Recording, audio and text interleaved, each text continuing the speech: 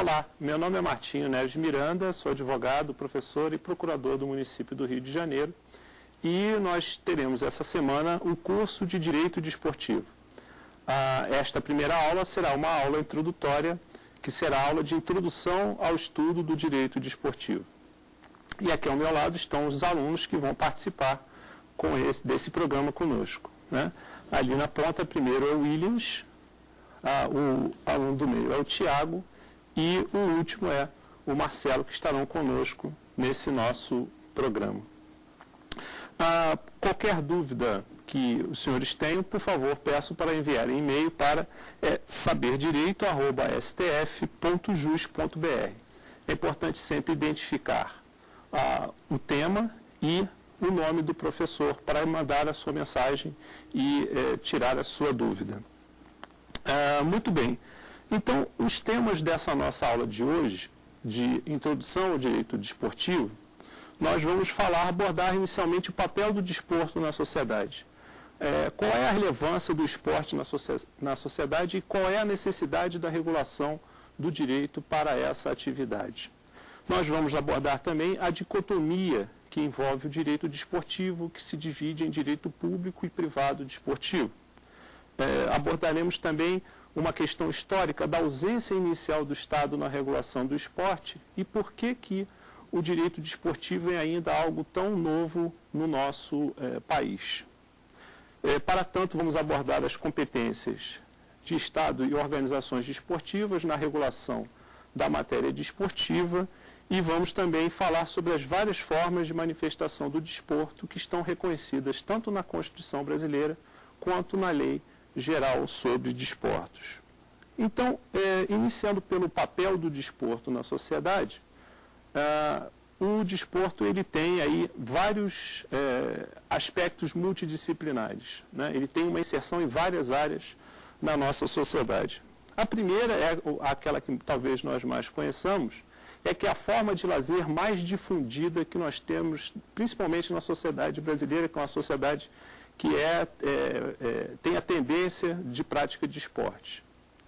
Seja por praticantes, espectadores ou torcedores, o contingente das pessoas da sociedade brasileira que se interessam pela atividade desportiva é muito grande. Não por acaso é que nós temos aí recebendo várias competições internacionais devido ao grande interesse do público brasileiro no assunto. A outra face do desporto e que faz com que nós tenhamos essa necessidade da regulação através do direito é pelo fato de que é uma atividade de expressão cultural, né? É uma das formas de fazer e de viver da sociedade brasileira, tal como consta lá na Constituição brasileira. E não por acaso que a Lei 9.615, que é a Lei Geral sobre Desportos no Brasil, também conhecida como Lei Pelé, ela reconhece e estabelece, insere a organização desportiva brasileira no patrimônio cultural do Brasil. E também uma outra forma de demonstrarmos que o desporto é também uma atividade de expressão cultural é quando nós vamos lá no artigo 217, inciso 4 da Constituição, que protege as criações desportivas, as manifestações desportivas de criação nacional, como uma forma de preservar o patrimônio cultural brasileiro, uma forma de inserir o desporto como elemento da cultura do nosso país, né? E uma outra faceta do desporto que é importante de ser dita e que também há necessidade da regulação do direito é que o desporto é, por excelência, um fator de integração social. Ele integra o pobre, o rico, o negro, o branco, o culto, o analfabeto. Todos eles se aproximam para a prática desportiva, ali não há distinção de classe, de raça, de etnia, de nenhuma outra natureza, e há uma integração das pessoas, tanto na prática quando se reúnem para apreciar a prática desportiva. É também um fator de integração de culturas, de populações de outras regiões do mundo. Eu cito como exemplo o caso do judô, que foi um fator extremamente interessante de integração do povo japonês na cultura brasileira, que eles trouxeram a cultura desportiva do judô e fez com que o Brasil se tornasse talvez uma das grandes potências desportivas no judô. Fato é que desde 1984 para cá, o Brasil ele vem sempre ganhando uma medalha olímpica nas últimas edições dos Jogos Olímpicos, isso muito graças à presença do japonês no nosso país. Então, esse é apenas um exemplo do que o desporto ele propicia como fator de integração social no nosso país e nos demais países do mundo, né?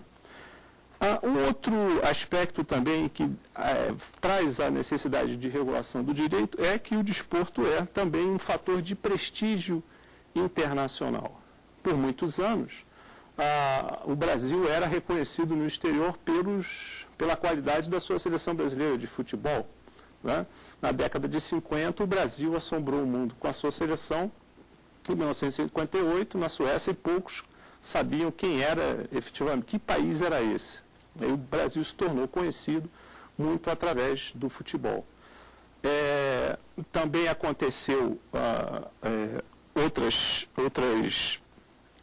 repercussões em que as grandes potências utilizam o desporto para divulgar a sua supremacia. Não por acaso que Estados Unidos e União Soviética se revezavam por muitos anos na disputa de quem ganhava mais medalhas de ouro nos Jogos Olímpicos.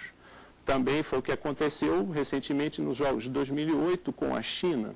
Então, o desporto é um fator, sim, de prestígio internacional e é por isso que também deve ser apoiado pelo Estado brasileiro no seu dever de fomento da atividade desportiva. E isso nós vamos ver um pouco mais adiante. Há uma outra relevância, outro aspecto multidisciplinar do desporto, que é a importância política. Não por acaso a FIFA ela tem mais países associados, afiliados, do que a própria ONU. Os representantes dos comitês olímpicos internacionais, das federações internacionais, do presidente da FIFA, eles são recebidos quase que com honras de chefes de Estado. E a ONU, a Unesco, elas utilizam símbolos, atletas esportivos para divulgar os seus valores, né? São nomeados atletas na condição de embaixadores, nós tivemos o caso do Ronaldo, da Marta, enfim, o esporte como um fator de propagação de importância política, de peso político na sociedade. Infelizmente, o desporto é também usado para um lado ruim na política do esporte. Vou trazer aqui dois exemplos. O exemplo muito forte foi o que nós tivemos nos Jogos Olímpicos de 1936, em que Hitler resolve sediar aqueles Jogos para tentar demonstrar a supremacia da raça ariana. Nós tivemos também a Copa do Mundo de 1978, na Argentina, que foi também utilizada como uma forma de propaganda, de divulgação política do regime argentino. Tivemos também aqui no Brasil, no período da ditadura militar, a utilização do desporto como uma forma de perenização da ditadura militar no Brasil, com a construção das grandes arenas desportivas, que se deu basicamente no período militar. Era também uma forma, que nós tínhamos uma frase famosa, quando a arena vai mal, mais um clube no Nacional. Quer dizer, quando o partido do governo tinha problemas no Congresso, se utilizava o esporte como uma forma para obter ganhos políticos. E também nós tivemos recentemente os boicotes, em que Estados Unidos e União Soviética se revezaram no boicote das edições de 1984, 1980 em Moscou e 1984 em Los Angeles.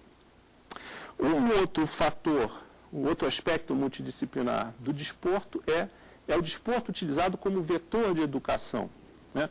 O desporto é um auxiliar no processo de aprendizado, através de valores como a disciplina, a solidariedade, o próprio fair play. Por isso que nós temos no currículo das escolas a atividade desportiva como auxiliar no processo de aprendizado. Por isso que o legislador instituiu a figura do desporto educacional, que também nós veremos um pouco mais à frente. É o desporto um importante recurso terapêutico, por isso ele tem um viés muito interessante no direito de saúde, no direito à saúde, principalmente diante do estado de bem-estar social, que tem como objetivo promover a melhoria nas condições de existência do indivíduo. Tanto assim é que o artigo 217, parágrafo 3º da Constituição, diz que o poder público deverá incentivar o lazer como forma de promoção social. O lazer que é um direito social que está lá no artigo 6º. E o desporto é tão importante que o legislador constituinte utilizou o termo lazer para atrelá-lo ao desporto.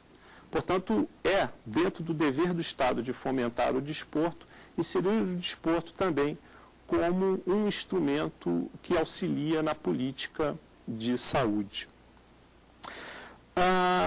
É também o desporto um fator gerador de profissões. Inúmeras profissões surgiram com a atividade desportiva na era moderna. Nós temos especialistas em medicina esportiva, fisioterapeutas, preparadores físicos, temos administradores, treinadores, ou seja, nós temos um sem número de profissões, atletas profissionais, por que não? Nós temos então um sem número de profissões que são geradas pelo desporto com uma implicação incisiva no direito do trabalho. Ou seja, há uma necessidade de uma regulamentação específica para normatizar essas relações jurídicas de emprego. E um outro aspecto, o penúltimo aspecto que eu separei aqui para vocês é o desporto enquanto atividade econômica. Não sei se os senhores sabem, mas o desporto movimenta no Brasil cerca de 12 bilhões de dólares por ano, gera uma movimentação de 1,7% do PIB nacional, sendo superior à média do PIB nacional nas atividades normais. E emprega 1,5 milhão de pessoas. Infelizmente, nós também temos resultados, consequências ruins no mundo do direito, do ponto de vista da responsabilidade civil e penal, já que os grandes espetáculos desportivos são fonte, infelizmente, de danos. Haja vista que nós tivemos na tragédia de Heysel, em Bruxelas, em 1985, com a morte de centenas de pessoas, na final da Copa dos Campeões. Tivemos, infelizmente, problemas na queda da arquibancada da Fonte Nova. Ou seja, o espetáculo desportivo é também um elemento potencial de geração de danos. E é por causa disso que nós tivemos aí o surgimento de uma lei que nós vamos falar nas próximas aulas, que é o Estatuto do Torcedor, que regula, dentre outras questões, o problema da responsabilidade civil dos organizadores no espetáculo desportivo. Muito bem. Então, nós vimos aí os aspectos multidisciplinares do desporto, vimos aí a sua inserção na sociedade, vimos as consequências que produz e tantos âmbitos de aplicação que exige com que o direito se aproxime e regule. Não apenas o direito desportivo é uma ciência que surge, mas também outras ciências decorreram da sua implementação na sociedade, como a medicina desportiva, a fisiologia, o marketing desportivo, a administração desportiva, a biomecânica, que é muito utilizada no rendimento dos atletas, e, por último, o direito desportivo. O grande problema é por que as outras ciências não são tão desenvolvidas, talvez, quanto o direito desportivo que nós estamos iniciando, quase que engateando aqui no Brasil. E isso tem uma razão histórica de ser, porque há uma ausência inicial do Estado no momento em que surgiram as grandes organizações desportivas, principalmente internacionais. O desporto, tal como conhecemos hoje, surgiu numa época do período liberal, em que o Estado ele intervia pouco na sociedade.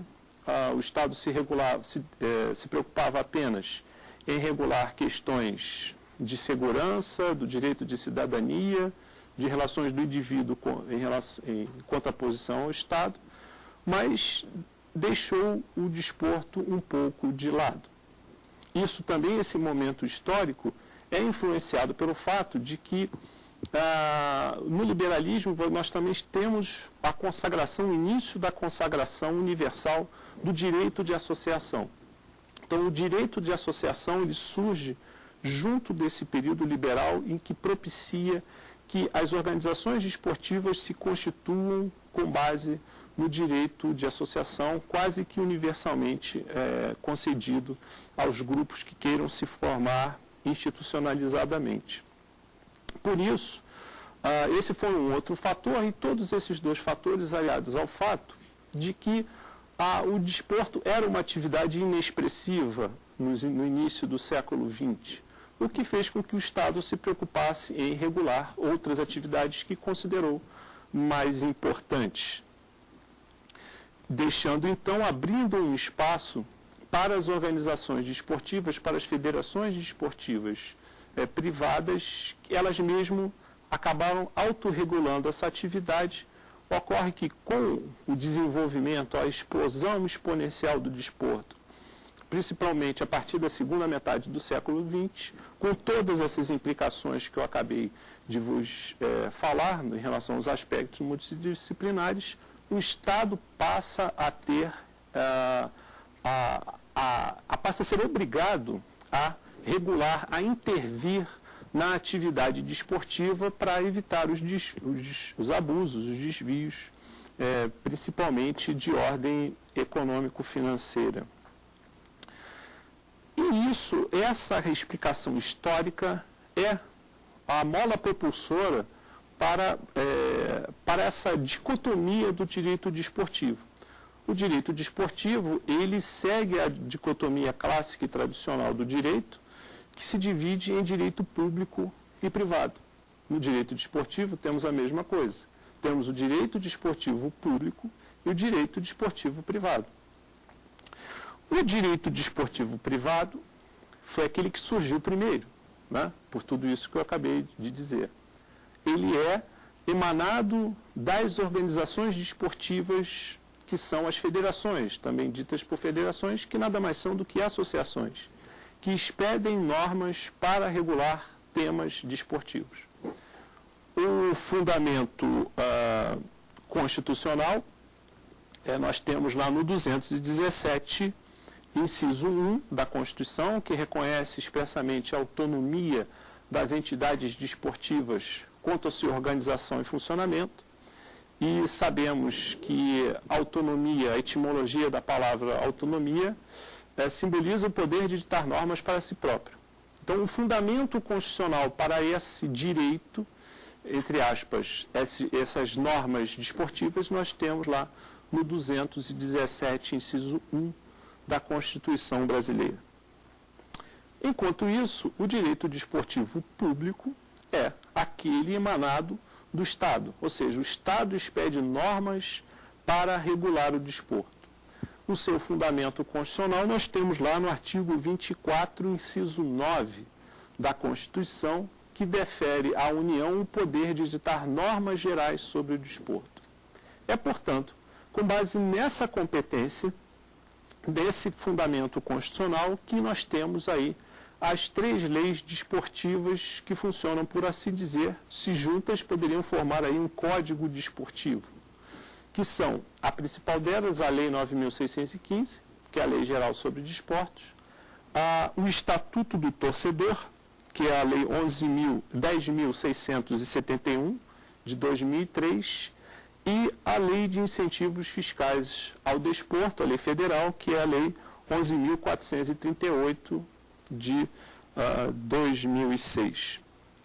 Além dessas normas específicas que foram editadas, nós temos a aplicação subsidiária do direito comum, ou seja, naquilo que não houver disposição regulando esse tema pela legislação desportiva específica, nós teremos a aplicação do direito comum, que é o que sempre acontece, e o legislador desportivo, nessas três leis que eu acabei de citar, ele sempre faz essa menção.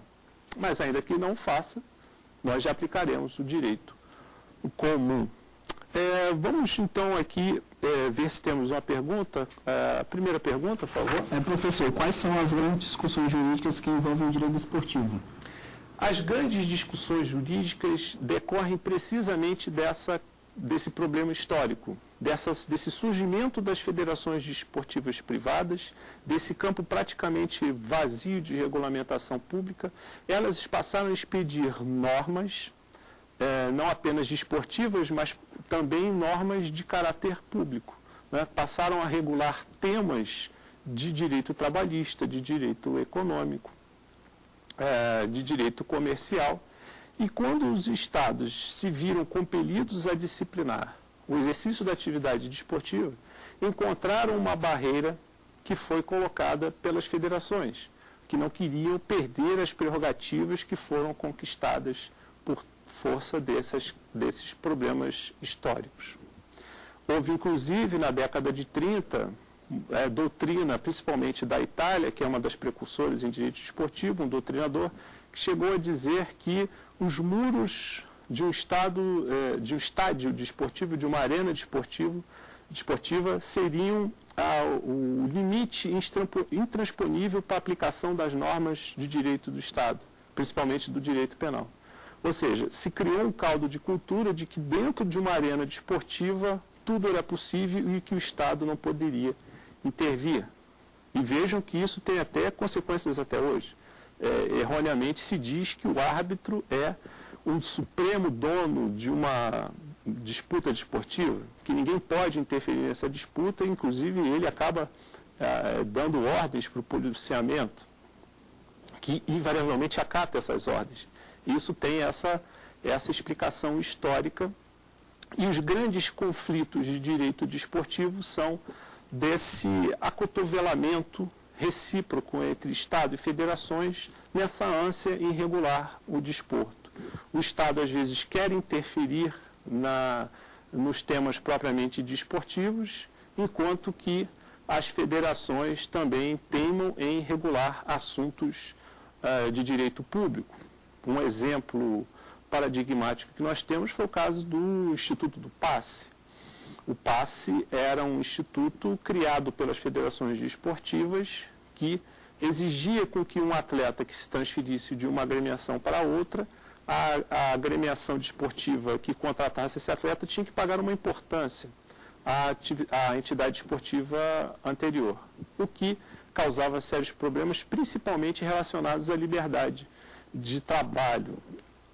Esse é apenas um exemplo que nós temos aí desses grandes problemas, os grandes cases de direito desportivo que se dão aí nesse conflito de competências. Conflito esse que é estimulado até pela nossa própria Constituição. O 217, inciso 1, resguarda a autonomia das entidades desportivas, enquanto que o 24.9 dá à União o poder de ditar normas gerais sobre o desporto. Então, esse próprio conflito, ele transparece da nossa Constituição. Dito isso, o que nós temos? Nós temos aí, então, uma necessidade de regularmos as competências tanto das federações desportivas quanto do Estado. Por quê? Porque o nosso ordenamento jurídico não dispõe de maneira expressa. Isso tem que vir pela via doutrinária. E esse problema que nós temos aqui no Brasil, tanto é que temos inclusive uma ação direta de inconstitucionalidade em trâmite no Supremo, questionando inúmeros artigos do Estatuto do Torcedor, ajuizada pelo Partido Progressista, se não falha a memória. Esse problema nós temos não apenas no Brasil, mas é um problema mundial, né? Tanto é que se formou, principalmente no direito suíço, e o direito suíço é um dos líderes em direito desportivo, porque a sede das grandes federações desportivas internacionais, como FIFA e Comitê Olímpico Internacional, são lá na Suíça. Então, se aplica muito o direito suíço nessas questões. Na Suíça surgiu uma doutrina que dividiu as competências entre estados e federações em 3 áreas que denominaram de áreas de densidade desportiva. Dividiram, então, em áreas de densidade desportiva máxima, área de densidade desportiva média e área de densidade desportiva mínima. Vamos ver então o que representaria cada uma dessas áreas. A área de densidade desportiva máxima é aquela de competência exclusiva das federações desportivas. Ou seja, a área densidade desportiva máxima, ela cristaliza o direito desportivo privado. Por que se chama área de densidade? Porque quanto maior for a matéria tiver peso, um conteúdo desportivo, ela vai ter mais densidade. Então, a área de densidade desportiva máxima, porque ela tem uma densidade, um teor desportivo maior. Então, essas regras seriam, por exemplo, as que determinam o peso de uma bola, o tamanho do campo, a categorização dos desportistas por peso, por sexo, por idade, quais os requisitos a serem observados para a obtenção de recordes, né? Tudo isso é de competência exclusiva das federações desportivas. Por isso que há muitos questionamentos. Por exemplo, a previsão que nós temos lá no Estatuto do Torcedor, se seria compatível com a Constituição a exigência de que seja feito os sorteios dos árbitros, por exemplo. O Estatuto do Torcedor também determina a forma pela qual os árbitros devem preencher as súmulas das partidas. E o que se questiona é se isso seria uma competência do Estado, se isso não seria exatamente um tema que seria objeto da área de densidade desportiva máxima e de competência, portanto, das federações. Esse é um dos artigos que estão sendo questionados nessa ação direta de inconstitucionalidade. Em contraposição à área de densidade desportiva máxima, nós temos a área de densidade desportiva mínima, ou seja, o conteúdo desportivo é quase inexistente. O desporto ele surge apenas como um fato social gerador de inúmeros efeitos jurídicos. Essa área é de competência privativa do Estado. Então, nós temos aí vários exemplos, né? Relações econômicas e sociais, advinda do desporto, a logística na realização dos eventos desportivos. O Estatuto do Torcedor é pródigo em definir quais os planos de ação que têm que ser tomados pelos organizadores para a realização dos espetáculos desportivos, normas de higiene e segurança nas arenas, o licenciamento de marcas, a publicidade e imagem dos desportistas. A Lei 9.615, ela também define várias regras para a publicidade. A Lei também geral sobre publicidade no Brasil, no tocante a produtos fumígeros e alcoólicos, tem também artigos direcionados à atividade esportiva com virações de publicidade em eventos desportivos, em limitações em eventos desportivos. O exercício de atividades econômicas pelas entidades esportivas, que deixaram muito tempo de ser meras associações para se tornarem verdadeiras empresas, eis que movimentam um número expressivo de recursos, como vimos no início, e também a responsabilidade civil e penal daqueles que atuam no desporto. O legislador promoveu uma mudança recente no Estatuto do Torcedor, definindo vários ilícitos criminais relacionados à fraude nas competições, a cambismo, a violência das torcidas organizadas.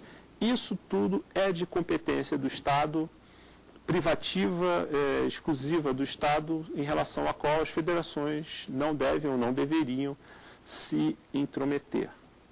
O grande problema, o grande choque, as grandes discussões em relação até à pergunta que foi feita no direito desportivo surgem da delimitação da área de densidade desportiva média, que fica aí numa zona cinzenta entre Estado e federações desportivas. A área de densidade desportiva média, ela, a princípio, ela é de competência das federações. Ela tem uma relação com o sistema administrativo do desporto, já que o desporto ele é uma atividade regrada, como veremos um pouco mais adiante, todo esse sistema de participação das competições, os requisitos a serem estabelecidos pelos atletas e entidades praticantes, tudo isso envolve um trabalho das federações esportivas que foram criadas exatamente com esse objetivo, de estabelecer um regramento, uma disciplina, requisitos administrativos a serem observados para a participação das competições. O problema é que as federações esportivas, elas, invariavelmente, elas acabam extrapolando os seus limites e acabam adentrando em áreas próprias dos estados. Vejam, por exemplo, eu posso dar para os senhores aqui alguns exemplos. Nós tivemos, na França, a França presenciou um grande fluxo migratório de jogadores de basquete americanos que adquiriam facilmente a cidadania francesa por força do casamento. Então, o campeonato de basquete da França acabou tendo inúmeros jogadores americanos naturalizados e os jogadores franceses acabavam ficando no banco, quando tanto. O que fez a Federação Francesa de Basquete? Ela editou uma regra, fixando uma quarentena para os jogadores americanos, os jogadores americanos naturalizados franceses, que não poderiam competir imediatamente. A questão vai bater as portas do Conselho de Estado da França, que ultima por anular essa regra, pois a pretexto de estabelecer uma regra atinente à área de densidade desportiva média, a Federação Francesa ela acabou regulando ou normatizando ou violando um direito interno da França que estabelecia os requisitos para aquisição e o exercício da cidadania francesa. Então, nessa área de densidade desportiva média, nós temos aí alguns exemplos, como o regime de filiação às federações, as licenças para participação nas competições, inscrição de atletas e o regime de transferências e também o regime disciplinar desportivo, as infrações desportivas disciplinares.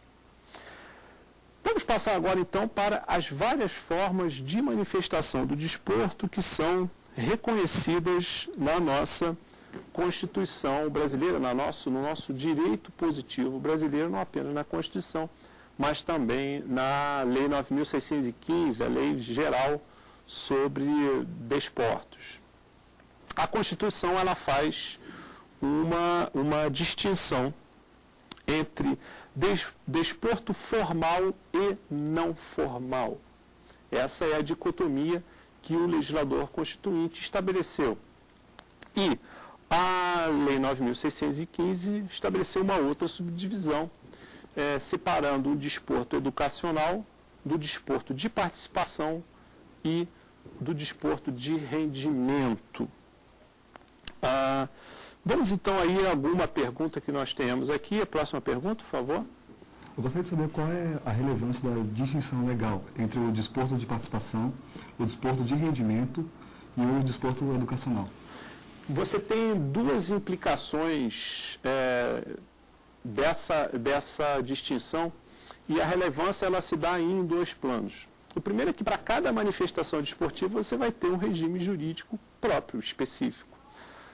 Tanto isso é verdade que o nosso Constituinte, lá no artigo 217, incisos 2 e 3, inciso 2, ele divide o tratamento, diz ao legislador ordinário que haverá um tratamento diferenciado do desporto profissional para o desporto não profissional. Então, para cada manifestação, um regime jurídico específico, normas específicas serão destinadas a cada regime. A outra distinção é o do 217, o 3 e o 2, juntos, né, que tratam da destinação de recursos públicos preferencialmente para a área educacional e em casos específicos para o desporto de rendimento. Então é importante que eu saiba se esta ou aquela manifestação desportiva se enquadra em qual das três manifestações ou qual das duas que estão lá na Constituição, porque nós vamos ter um regime jurídico diferente e também a destinação de recursos públicos será feita de maneira distinta. Nós também temos na Lei Federal de Incentivo Fiscal ao Desporto a vinda desses 3 institutos, dessas 3 manifestações desportivas, e também há uma relevância na destinação de recursos advindos da lei de incentivo, se a modalidade for de desporto, participação, rendimento educacional, uma dessas modalidades vai ter preferência em relação às demais. Muito bem, vamos então começar pela distinção feita pela Constituição brasileira. Ela divide o desporto, cinge o desporto em 2 institutos, o desporto formal e o desporto não formal. A Lei 9.615, ela conceitua essas 2 modalidades desportivas que foram feitas pelo legislador constituinte. A Lei 9.615 diz que a prática desportiva formal é aquela regulada por normas nacionais e internacionais e pelas regras de prática desportiva de cada modalidade, aceitas pelas respectivas entidades nacionais de administração do desporto. Aqui, a prática desportiva formal, nós vemos que pelo próprio legislador, como ele diz, ela é regulada pelas federações desportivas, sejam por normas nacionais das federações nacionais, sejam por normas das federações internacionais. Ou seja, aqui é o desporto formal, que é sinônimo de desporto de rendimento. Aqui nós temos, então, o direito desportivo privado, que regula a modalidade competitiva. Em contraposição à prática desportiva formal, nós temos, então, a prática desportiva não formal, que a Lei 9.615 conceitua pela liberdade lúdica de seus praticantes. Todas essas manifestações desportivas que não se inserem na prática competitiva, na prática de desporto de rendimento, vão se enquadrar na modalidade de desporto não formal. Então, o desporto não formal, ele se subdivide em desporto de participação e desporto educacional. O desporto de participação, ele vem conceituado pela Lei 9.615, que é aquele que é praticado com o objetivo de integrar os praticantes na plenitude da vida social. Observem aí o fator de integração social que nós dissemos no início da nossa aula, reconhecido pela Lei 9.615. Na promoção da saúde, que também nós dissemos, e na preservação do meio ambiente. Então, este é o desporto participação, também denominado de desporto lazer. Como nós dissemos no início, lá o 217, parágrafo 3º da Constituição, diz que é dever do poder público fomentar o lazer como forma de promoção social. Observem que a 9.615 diz que o desporto de participação tem como um dos objetivos a integração dos praticantes na plenitude da vida social, como uma forma de integração da sociedade brasileira.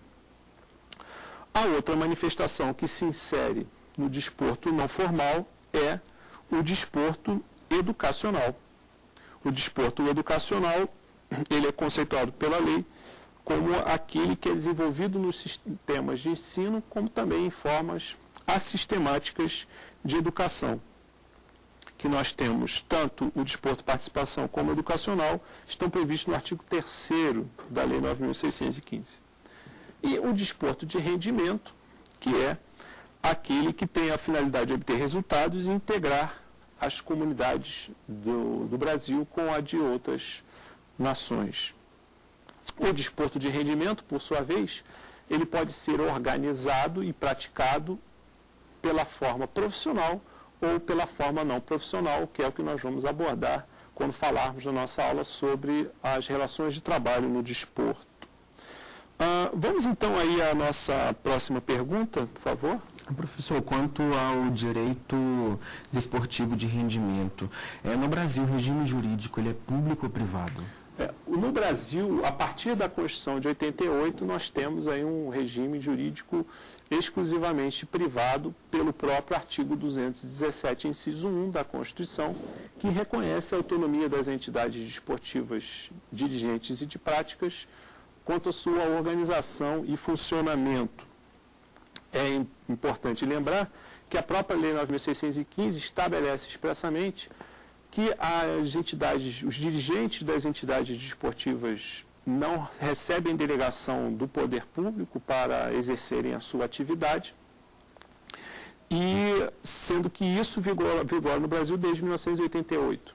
Antes de 1988, nós tínhamos aí um regime misto, que era capitaneado pelo CND, o Conselho Nacional de Desportos, que chegou a vigorar até um pouquinho depois da Constituição, até 1993, e que revela que nós temos aí três sistemas desportivos de organização. Nós temos o privado, que é o que nós temos no Brasil, também na Alemanha, nos Estados Unidos, e um regime público, como nós temos em Cuba, nos países do leste europeu, em que toda a regulamentação e todas as organizações desportivas, elas são públicas, as federações desportivas são públicas, e nós temos o sistema misto, que é o que nós temos em Portugal, na Espanha, na França, na Itália, em que o desporto competitivo ele é capitaneado pelo Estado, mas ele se vale das federações privadas, ele delega competências públicas para as federações privadas para exercerem a sua atividade. Essas federações, inclusive, dispõem, nesses países que eu acabei de dizer, poderes de direito administrativo, poderes administrativos por delegação pública.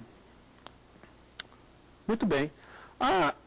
Quando falamos, então, no direito desportivo, o nosso curso aqui vai se pautar muito pelo desporto de rendimento, que é onde nós temos as maiores implicações, problemas jurídicos. É importante nós sabermos quais são os elementos fundamentais na definição de desporto competitivo. E em doutrina se reconhece aí 4 elementos para integrar o desporto competitivo.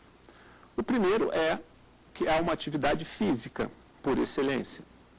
Muito embora tenhamos algumas discussões aí em relação a outras modalidades, mas o desporto é, por excelência, uma atividade que envolve o dispêndio de energia física. É uma atividade física. É também o desporto competitivo, que o dissocia da educação física, uma atividade regulamentada, regrada. Todas as modalidades esportivas, elas se regem sob um universo extremamente regulamentado. Né? O direito desportivo, muito embora seja novo do ponto de vista do Estado, mas é talvez um dos direitos mais antigos, porque desde que o desporto existiu, sempre nós tivemos uma regulamentação desportiva, desde lá os tempos da Grécia Antiga. É também o desporto competitivo uma atividade mensurável. O que significa isso? Todos os desempenhos no desporto competitivo são avaliados por árbitros e pelas próprias federações. Por isso que nós temos aí a noção de recorde, as noções de conquista. Por quê? Porque é uma atividade mensurável e mensurada. E, por último, o desporto competitivo é uma atividade institucionalizada. Ou seja, o desporto é regido através de organizações seculares que capitaneiam a modalidade de acordo com a sua modalidade desportiva. Cada federação rege uma modalidade desportiva. E essas regras, elas advêm de instituições sedimentadas no seio da sociedade, tanto nacional quanto no plano internacional. Então, reforçando aqui a nossa divisão, a prática desportiva formal é sinônimo de desporto de rendimento, né? Em relação ao qual nós temos aí esses 4 elementos que o definem, e o desporto de participação e o desporto educacional constituem atividade não formal, tal como reconhecida lá na Constituição.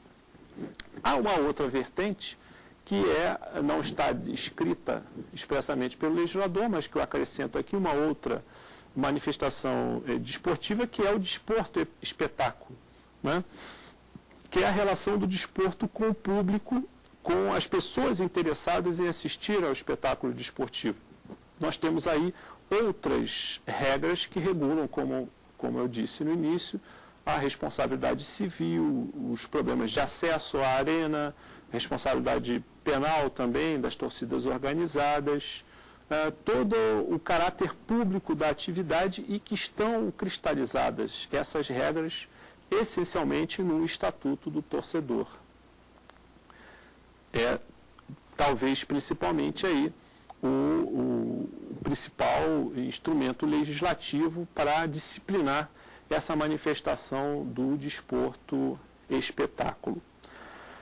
Nós temos aí também agora uma aplicação prática da distinção entre as várias formas de manifestação do desporto. Nós temos no 217, inciso 2, como eu falei para vocês, a destinação de recursos públicos para a promoção prioritária do desporto educacional em casos específicos para o desporto de rendimento.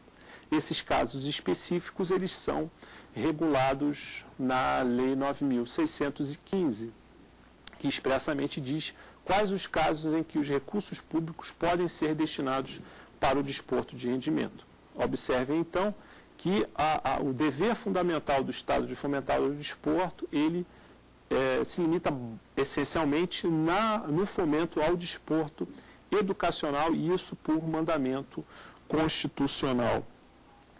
Há também dispositivos no artigo 7º da Lei 9.615, da Lei Pelé, que diz expressamente que os recursos do Ministério do Esporte vão ter a destinação no desporto educacional e, em casos específicos, no desporto de rendimento.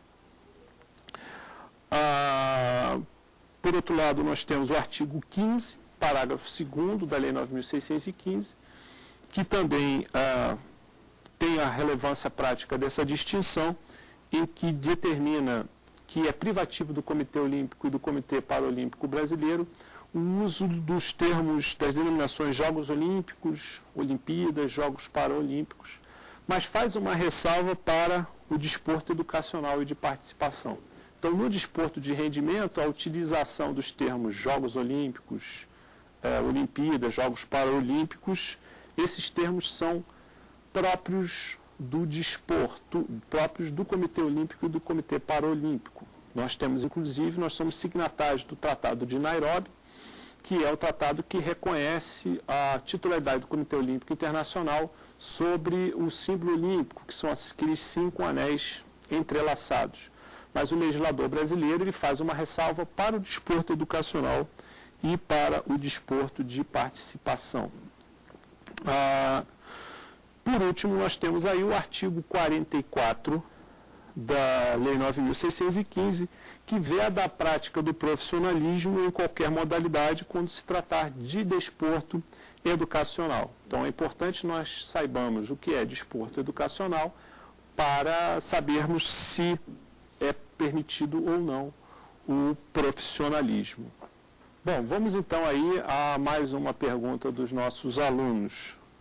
Professor, já que o senhor falou que o desporto é um gerador de profissões, eu gostaria de saber se nós temos leis específicas para cada profissão relacionada ao desporto.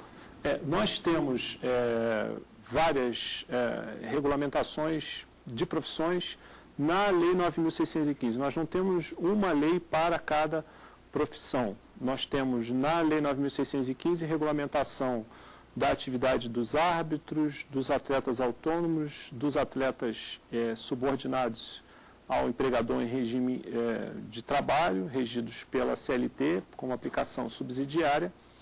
E nós temos 2 leis específicas ainda em vigor, que são as que regulam, normatizam e reconhecem principalmente o exercício da profissão de treinador de futebol e a profissão do profissional de educação física. Em relação a todas as demais profissões, nós temos a aplicação subsidiária da legislação trabalhista com as nuances especificadas na Lei 9.615, de 98, que é a Lei Geral de Desportos no Brasil. Bem, quaisquer dúvidas, eu peço para que enviem mensagem discriminando o tema e o nome do professor para saberdireito@stf.jus.br. E quem quiser rever as aulas é só acessar www.youtube.com/saberdireitoaula. Eu gostaria de convidá-los para estarem comigo na nossa próxima aula, que versará sobre o movimento desportivo organizado. Até lá. Bom, então vamos aí ao resumo da nossa aula. Nós falamos sobre as várias implicações que o desporto tem na nossa sociedade e também sobre a divisão do direito desportivo em direito público e privado. O direito público é sedimentado nas leis 9.615, no Estatuto do Torcedor e na Lei Federal de Incentivos Fiscais ao Desporto, enquanto que o direito desportivo privado é de competência das federações desportivas. As competências do Estado e das federações desportivas em matérias de regulação do desporto estão lá no artigo 217, inciso 1 da Constituição, combinado com o artigo 24, inciso 9 da Carta Magna.